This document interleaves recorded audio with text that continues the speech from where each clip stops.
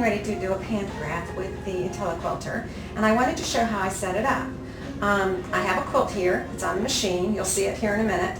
But the first thing I want to do is measure the quilt across to see how wide it is. I can do this two ways. I can either take out my tape measure or I can actually use the utility menu.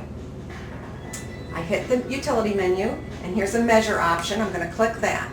Now, as you can see, if I move the machine, these change. And here in a minute, I'm going to go ahead and put it on the corner, the left-hand corner of my quilt, and then go to the left-hand corner, and it'll come up with a measurement. I can't really show that here on the video, but I'll show you the end result here in a minute. Okay, you really can't see this in this video, but as I move the machine, I don't know if you can see these numbers up here, but as I move it, it counts. It was set at 0. Okay, now I just moved it 3.70 inches. And if I move it back, it'll go back to 0, right where I had it before. Well, this is the principle that you use to measure a quilt. You put it up in the left-hand corner, and you roll it over to the right-hand corner, and what you'll come up with is the measurement of the quilt. So I want to save that measurement. My quilt here measured 64.5, so I either jot that down or remember it, and then I hit finish. Now I'm going to set up, I'll go back to the main menu, now I want to set up the pantograph.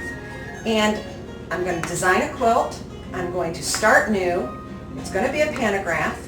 It's asking me if I want to mark on the quilt, which I could have actually used the quilt to mark the area I want to quilt. I can, mark a block, or I could mark the whole pass, whatever. But on a pantograph, I usually enter the rectangle manually.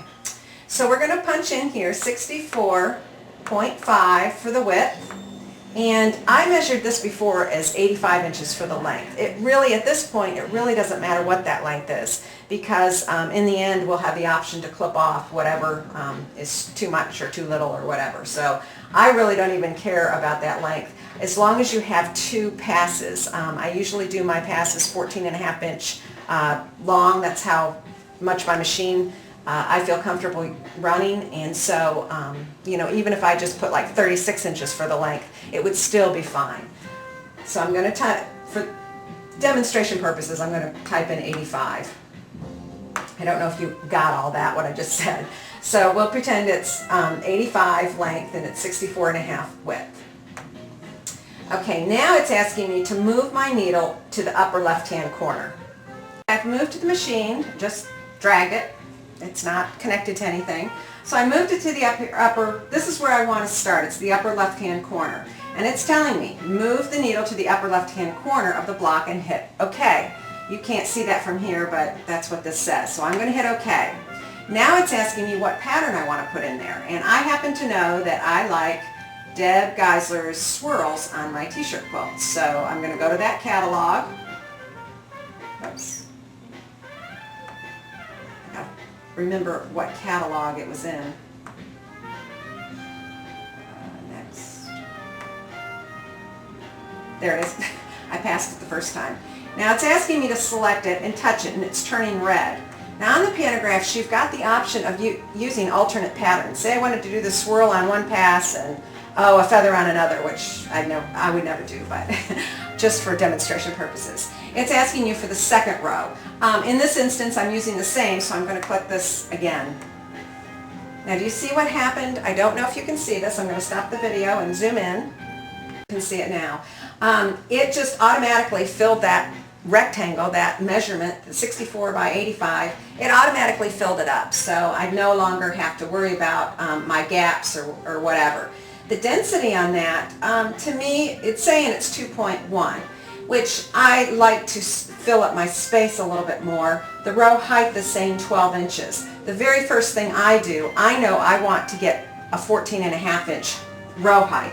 So all I have to do is hit row height, punch in 14.5, and I enter. That's absolutely all I have to do, and that quilt is ready to quilt. I don't have to work with my row gap, and there's a lot of other options on here that you can play around with different patterns. If this were an interlocking pattern, I would have to play with the row height or the row gap, maybe the offset, shift it, whatever, but I don't want to do that here. If I just see it here. This is exactly what it's. This is exactly what it looks like. If I'm not sure what that looks like, if I'm not really sure the density on that, it's so easy. All I do is hit zoom in, and this will give me the true size.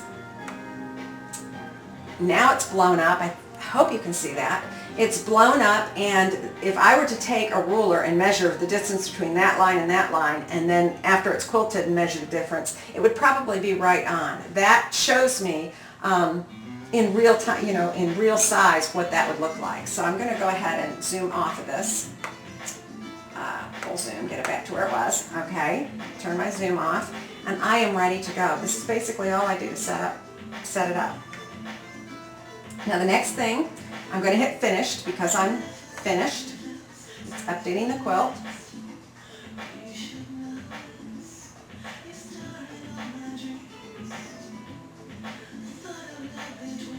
Okay, now it's asking me to sew the quilt. So it already knows where it's starting because remember before we put the needle and hit start, so it already knows where it's going.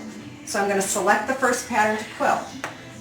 And then I'm going to continue, and it will actually let me sequence the quilt all the way down. But since I have to realign it, I usually only click one row at a time. So now I'm finished, and I'm ready to sew. It's going to come down to where it needs to start.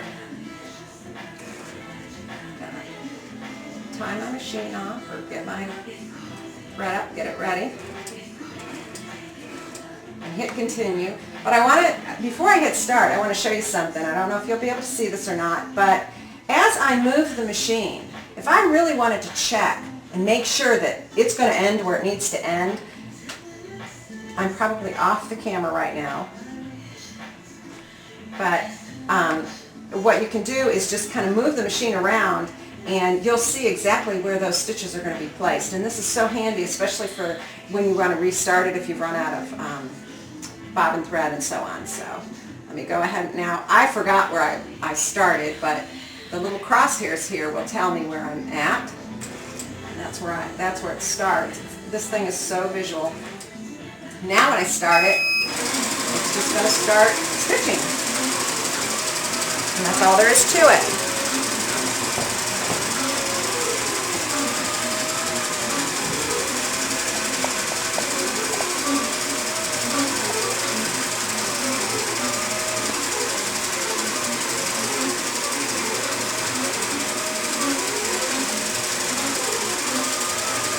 And as you can see on the screen, trying to let you see this, let me zoom this in a little bit, you can actually see exactly where it's stitching. You always know where you're at. You always know where it's going, and you always know where it's been.